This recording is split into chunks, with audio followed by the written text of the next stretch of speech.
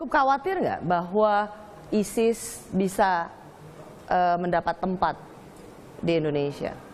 Kalau kekhawatiran ada, cuma kan begini, kalau saya nggak begitu khawatir, saya sudah jadi teroris, ISIS baru muncul kok.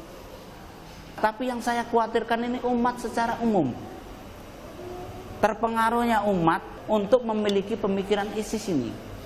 Menurut saya bahaya ketika di Irak dan Suriah mengumumkan, memproklamirkan sebagai IS atau IS, Islamic State atau Khilafah Islamiyah, mereka memutuskan bahwa seluruh umat Islam harus berbaiat ke sana.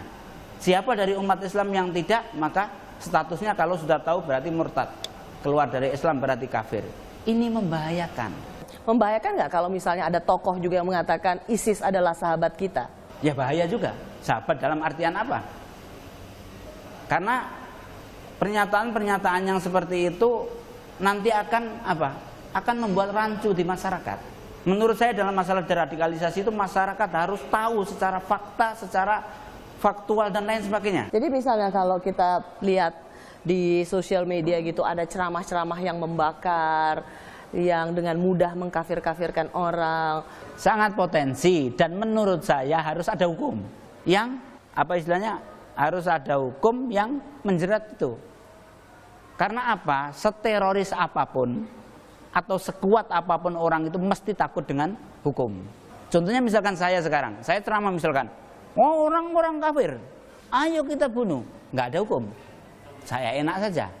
Nah yang mendengarkan pun seneng, karena nggak ada hukum, ayo kita ngikuti ceramahnya Ustadz ini, begitu. Kan ini berbahaya lah jelas. Katakanlah kemudian pimpinan-pimpinan top dari JI sudah tidak ada, begitu. Tapi apakah meskipun berbeda paham dan kemudian jemaah Islamiyah juga dikatakan sudah mulai melemah, apakah kita tetap perlu merasa khawatir? Ketika dengar pengeboman atau terjadi pengeboman yang dilakukan oleh kami orang-orang JI itu, masyarakat supaya tahu bahwa itu adalah oknum JI, bukan program JI. Kami, menurut saya dan menurut kami, alumni Afghanistan dan Filipina itu tidak kurang dari 400-an orang. Itu hingga sekarang ini yang terlibat pengeboman baru 10 orang. Yang 390 orang semuanya tidak setuju dengan aksi-aksi seperti itu. Berapa banyak sih sesungguhnya sel-sel yang bisa dibangun sebagai dari kelompok-kelompok yang bisa melakukan teror ini? Indonesia ini paling tidak ada dua kiblat atau afiliasi. Yang satu afiliasinya ke Al-Qaeda, yang kedua afiliasinya ke ISIS. Nah, karena dua afiliasi ini tentunya kalau pandangan saya sebagai yang pernah di dalamnya, tentunya banyak dan besar. Tetapi kalau dibandingkan dengan 170 juta umat Islam ya kecil, atau 250 juta rakyat Indonesia ya kecil. Tetapi jangan sampai kita pernah meremehkan. Artinya bahwa seperti sekarang ini deradikalisasi yang kami lakukan, orang yang tidak tahu peta terorisme di Indonesia mesti akan mencibir. Apa yang dilakukan pemerintah nggak berhasil dalam deradikalisasi, itu orang yang nggak tahu peta terorisme di Indonesia. Kalau yang saya tahu, saya bersyukur. Karena apa? Teroris di Indonesia ini banyak, yang paham ya maksudnya. Paham teroris di Indonesia itu banyak, tetapi kalau aksinya hanya seperti itu, makanya harus tetap kita syukuri.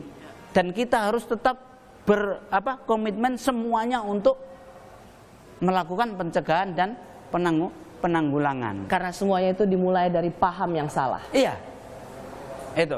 Makanya itu, kenapa kok saya ngotot seperti ini, deradikalisasi? Karena apa? Saya sebagai orang Islam yang menjunjung tinggi jihad, yang menjunjung tinggi negara Islam, saya dirugikan. Kenapa dirugikan? Karena akhirnya umat ini, apalagi umat non-muslim, umat Islam saja fobi terhadap jihad. Benar gak? Kemudian fobi terhadap negara Islam. Karena apa? Disuguhkan jihad itu seperti itu, sehingga akhirnya orang fobi. Padahal sebetulnya jihad itu tujuannya apa? Untuk menjaga nyawa orang sebetulnya. Jihad sendiri itu untuk menjaga nyawa orang supaya tidak sia-sia dimatikan oleh sesuatu kekuasaan.